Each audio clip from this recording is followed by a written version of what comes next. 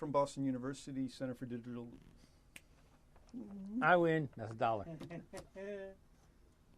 From Boston. Take. From Boston University Center for Digital Imaging Arts. This is the Post Movie Podcast. I'm Steve Head. I'm John Black. And today we are going to discuss The A-Team, the remake of the 1980s TV series that I believe starred George Peppard and Dirk Benedict. And, so they remade it with Bradley Cooper and Liam Neeson and Charlito Copley. And then we're also going to talk about... No. Let's. I want to talk about A-Team, but first of all, I want to know: were you a fan of the show, the original show? No. Neither was. And I watched a couple episodes getting ready for this, and it's a bad show. I can't say I was really ever impressed with it. No, and it's the other stupid. thing that comes to mind, this is like, if you're a fan of the A-Team, I think it's the whole fan culture that says, well, sure, you're not going to this is made for us. How can you really review the movie if you haven't seen? I'm just like, well, screw that. Yeah. I mean, we're film critics. This is what we do. We talk about films regardless of whether or not we've seen all 300 hours of the original show or something like that. And I think that apart from that, the movie has to stand on its own. Right, and I think one of the problems that the director, Joe Carnahan, has is that he depends way too much on those Pavlovian responses where we see a hand that says pity and a hand that says fool. We'll all get that that's a Mr. T joke because he pitied a fool. And it's like, I know that because I'm 50 years old. I lived through that era where I didn't have to see the show. Pity the fool was everywhere.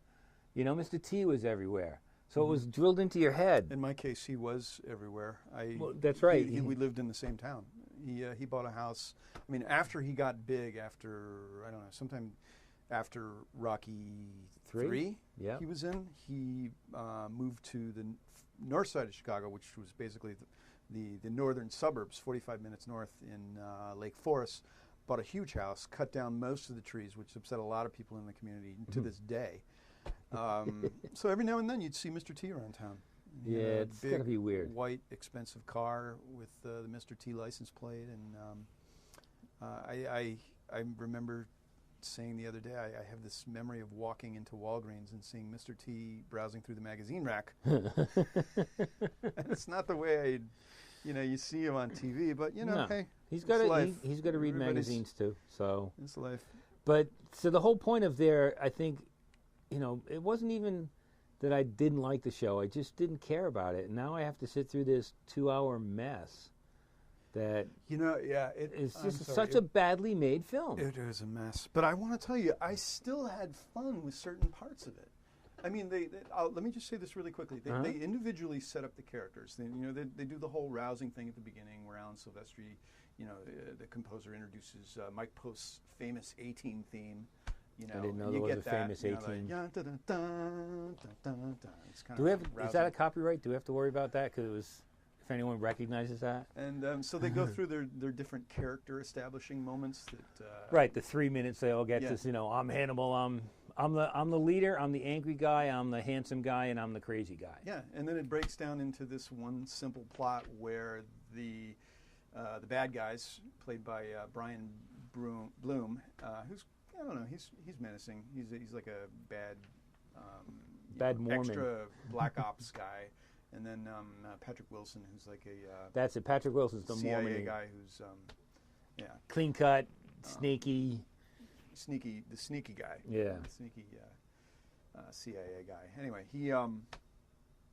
they are everyone's trying to get their hands on these plates that counterfeit plates that can basically are out to with these plates. Whoever has them, I think, was it Iraq? Iraq had stolen Saddam had them. Saddam had a printing machine where it was one of the early ones where you could actually really print American money that he had stolen. Anyway, he had the plates, he had the printing machine, he could rattle off $1 billion, and so they were trying to get these, print them, make your $1 billion, and get out. So it's all about getting this briefcase that has the original plates and yada yada yada. The A-Team is framed, they're in jail.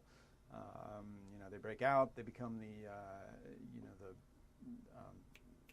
the renegade guys. Being wanted by America, but at the same time, out to solve save the world. Save the world. Yeah. So I don't know, man. I thought I was watching some extended episode of The Fast and the Furious at the beginning, and it was like, just had that same sort of slick feel. Even, it was just. I wouldn't mind, if it was slick product, I wouldn't mind, but I think Carnahan just can't keep his hands off of everything. The camera, like the first fight scene with Mr. T, is such a blurry mess. You don't know, and I know part of it must be to cover up stuntmen, and I'm used to that in movies where they, the guy always rolls with his arms over his head so you can't tell it's a stuntman, and then, Robert Wagner gets up or whoever. So I can see that part of it, but the camera, this is so annoying. This is close. Blair Witch blurry. Yes, the camera is so close that the guy, what's his name?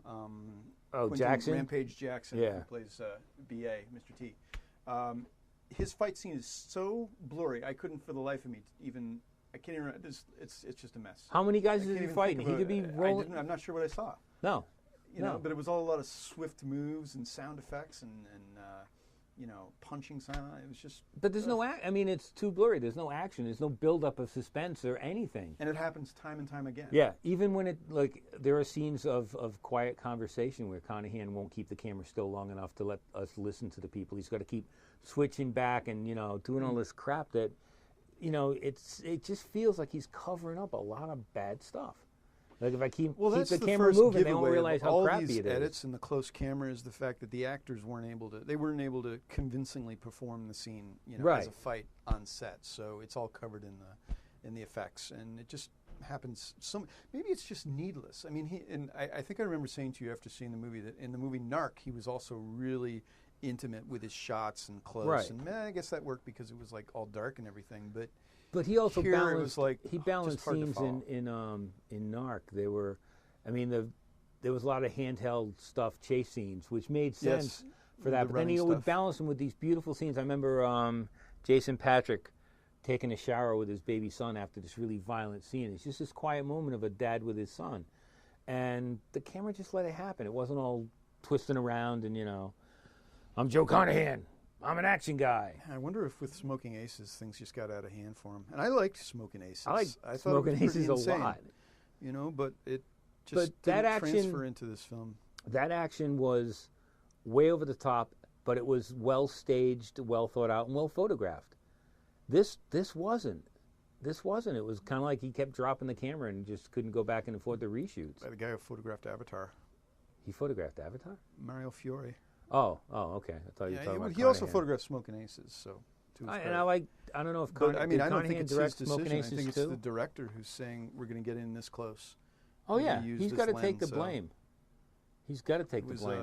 They just really need to pull back on the camera, and the editing was just crazy fast. I mean, that combined with the fact that this movie. And, maybe this is just sort of what was going on with the TV show too. But this is action figure violence. It defies all laws of gravity. The way they're falling from planes and in a tank on parachutes and still shooting at airplanes. And, jumping down buildings. It's just, it's like these guys are made of rubber. Yeah. And the way things just. But again, I would give it up. I would go for it if it didn't look like Bradley Cooper was in a fake tank in front of a blue screen. It just looks cheap, and it's a stupid stunt. But if you pull it off, I'll go with it. If you give me enough story and characters I at least care about. The only guy I thought did any good was Charlton Copley as Murdoch. He's the crazy one, and he's got some funny lines, when he's just rambling on. But again, you get the feeling that there was no control over him. He saw what a piece of shit he was in, and he just decided to do the best he could and just ad-libbed crazy stuff. And some of it fits and some of it doesn't. It just becomes completely disinteresting. Yeah. And you have your typical big-budget movie with some great-looking special effects and some incredible explosions and the scene with the tanker kind of tipping over with all the railway cars on it was pretty cool. Yeah. But, it was like... It was action figure nonsense. Yeah, and those are seconds in a 2-hour film. Jessica Biel. Yeah, very now pleasing we're talking. to look at. Yes, she is. Exceptionally good looking. She also the victim of some extreme close-up shots. I didn't feel victimized. But there really wasn't any chemistry between the two. It's just, no, there's no reason for her to be there. I mean, besides some outstanding silhouette shots. I can see Joe Carnahan making it because, you know, it's cool and there's a lot of cool stuff in here, but it's really a paycheck. Yeah. You know, yeah. I just it was just, and you know, I remember walking out and there was some guy. I don't think he was a reviewer, but he heard us all bitching about it. And he was like, "What do you guys expect? You know, it's an action movie." I was like, True. I love action movies. Yeah. You know, I'll sit through Predator 2. In an action movie, you want to see what's going on. Yeah, exactly. You really could not make sense of some of these fight scenes. No. But, you know, I too am enchanted by the coolness, and you know, that I dig. But I really think that I would rather have a better understanding of how things are playing out on screen instead of just madness. I don't know, give me a reason to care about these people, not some overcomplicated story that doesn't hold together. We've seen so many of these military guys that have their internal squabbles. Well, there's the good military guy that you know, is trying to solve it, and then it's like, in this case, the Brian Bloom guy who plays Pike, who's like the guy that's like, I'm on the team that's better than the A team. Yeah, you know, but it's really we have coordinated shirts, and you know, we're so badass. Yeah, he brings that sort of arrogant, I don't know. And there's a big quote unquote surprise at the end where there's a sudden introduction of an Arab gun runner. And whether it's because I've seen too many movies, which is a problem, or it's just so badly done, I knew exactly what the big surprise was. In these moments, the minute he showed up, I was like, "Oh, come on, that?" It was nothing. No. And then there should be a big tell when it happens, when when the secret's revealed, and it doesn't work. It's flat. I wanted to like this movie. I did. Oh yeah, and I just walked out thinking, man, what a mess. That's just it. People think we go in with this attitude where, you know, this is crap and we're going to treat it like crap. I was excited.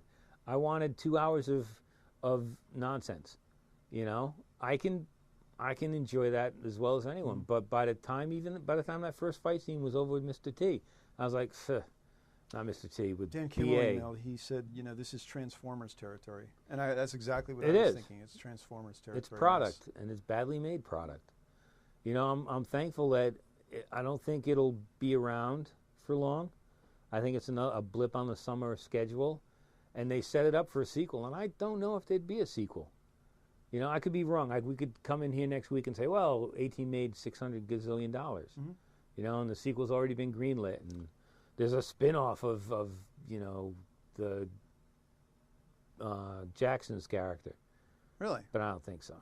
Well, you know, the critic behind us, she liked it.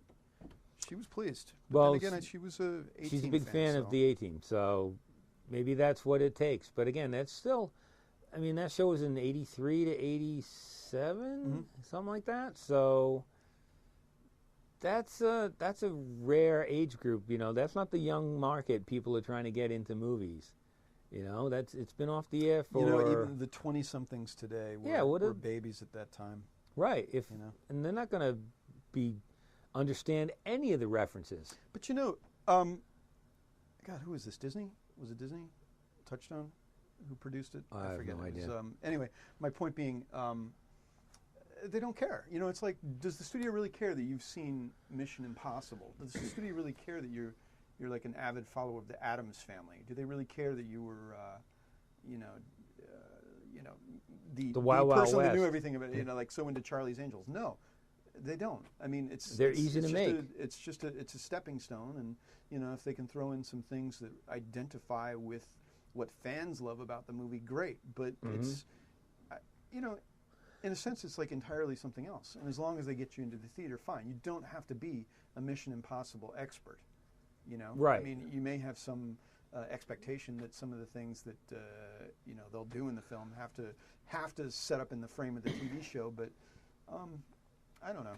But that's why they can take a classic television series like The Honeymooners and turn it into an African American comedy with Mike Epps and Cedric the Entertainer. Yeah, you know, and believe me, the fans of The Honeymooners TV show don't know who I'm going to enjoy an urban comedy with Mike Epps and Cedric the Entertainer, besides the fact that it was a crappy movie. So I think it's just that, that it's got to be cheaper to look at already established product, Land of the Lost. Good example. And, use that basic framework to turn it into a Will Ferrell extravaganza. I could go into a whole thing about Land of the Lost and the fact that, it didn't have that scariness of the original show. Right. The kind of thing that freaked you out as a kid, being a child of the 70s. It didn't have that, like, oh, damn, that was cool. It really went for the funny thing. Here, maybe fans of the A-Team will have something to relate to. Maybe there is something that they can draw from, but I just don't. I think that nostalgia feeling only goes so far with stuff like this, and even they've got to realize, they're getting their chain yanked. I mean, was anybody really waiting for this movie? I mean, did it have its built-in audience? No, but that's just it. I'm sure there's some people out there that would come down on me for saying that, but it's just, it's not like they're the people who are dying to see this movie, sitting home watching the A-Team. No. I'm not, the thing is, I would much rather see an original story than, I can't think of a TV show that I think needs to be brought to the big screen, And that's including, Gilligan's Island, Gomer Pyle. I mean, Sergeant Bilko with Steve Martin. What is that? There's a whole line of this crap, and it'll continue. It'll continue, and they're doing the same thing in the movie we're going to talk about next. One of the things the critic who liked the movie said that she didn't like the fact that this movie was going to, allow people to really get hurt and killed and that kind of thing, and so that was kind of a drawback. That right. They were taking something that was maybe a bit carefree about the original series and then making it more deadly in the film. I don't know. More serious, more adult. More serious. It didn't. No, it doesn't work. Any sense of true danger to anybody in this film? It just didn't exist. No, because she might think that people get hurt. They don't. This is kind of a bang, fall down dead kind of action. There's no graphic violence. I will say I did like the way Joe Carnahan juxtaposed some of the scenes. Past and present, or discussing how things were going to happen as it was happening in the future. Basically, so they'd have Face, Bradley Cooper's character, talking about this is how you solve this kind of problem. You do the setup, and then they show the thing, and then you do the the payoff, and then you do the experience or the expose, where this person does it, and then so while he's talking about it or narrating it, the scenes play out. So I liked that filmic aspect of it. Yeah, but it's not. I would add that, but I just wanted to do that part. It's almost like it's almost like you got lucky, because the rest of the movie wasn't that well thought out. So, can I add a quick DVD while we're on the subject? Do you remember a TV show called Tales of the Golden Monkey with Stephen Collins? Is it Stephen Collins? And Paul remembers it. If you didn't hear that, it's from surprised. I think it's from the '90s. It was the guy. Well, we're going to look up so I don't stumble over this information. We're actually going to look it over. Tales of the Golden Monkey. Tales of the Golden Monkey. No, I don't know if it was in the '90s or not. It just came out on a DVD box set. It's it must have been right around the time, right after the first Indiana Jones, because Stephen Collins is this adventurer living in an island, flying bootleg stuff around in his plane. So it's little Indiana Jones snippets each week. It's so much fun. 82, 83. Yeah. So, and was it Stephen Collins? With Leo the dog. So these are full Leo the dog, who plays Jack the dog. These are. It was an hour-long show. There's like 26 of them or whatever. Leo the dog, who plays Jack, his one-eyed sidekick. He loses a dog. The first episode, he loses a dog's eye in a poker game. And then the dog is really pissed at him and, gives him attitude for the rest of the episode. It's silly shit, but it really is fun. So if anyone looking for just mindless, I don't think it was a hit. I think it lasted 1-2 seasons. It's got Roddy McDowall in it. And I'm intrigued. I'm gonna have to check it out. I will pass it on. It's really dumb fun. So anyone looking for, and that should probably be the subtitle of everything I say, dumb fun. But yeah, it is. It's one of those things. I got the DVD to review, and I watched all of them. Really? You know, usually it's like you get a box set, you're like, oh, I'll go through a couple of them. You know, because you don't have time to watch 10,000 hours of the Virginian. You just pick out the ones you think you're going to like. I remember when I first started doing DVD reviews, and I'd get like a complete season of ER. And I'm like, I got to do it, write 600 words on this, but I can't watch all friggin' episodes right now. And I did but watch. You have to. Write the reviews. And so the same thing when they send you like, 6 episodes. They send you they just sent me season 7 of Curb Your Enthusiasm.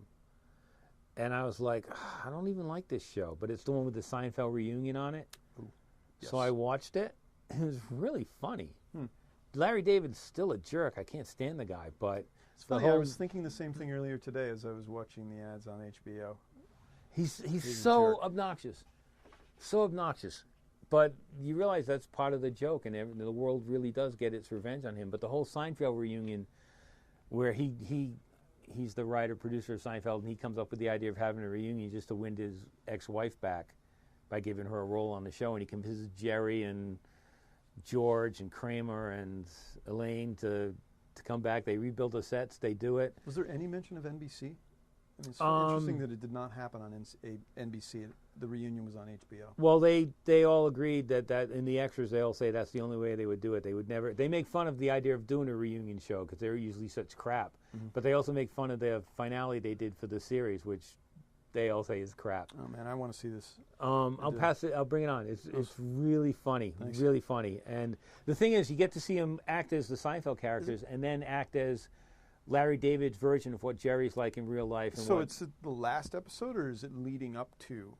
It's the storyline leading into the episode? The whole 7th season leads up to this reunion. So like, there's a couple of other things going on, but it's basically Larry David's plot is to get his wife back by organizing a Seinfeld reunion. So he shows him meeting with everyone, and then writing in the room with Jerry and rehearsals and how that all goes. So it's kind of interesting to see how a Seinfeld show was put together. And in the extras, they talk about how even though they're playing characters on another show of characters, this multi-layered thing, when Seinfeld and Julia Louis-Dreyfus and Jason Alexander and Michael Richards sit down at the table read, they're actually working to make it better, like they were really working on a script, even though it's a fake script for a fake reunion. So it's really fun, and it's really funny, and he's still so obnoxious.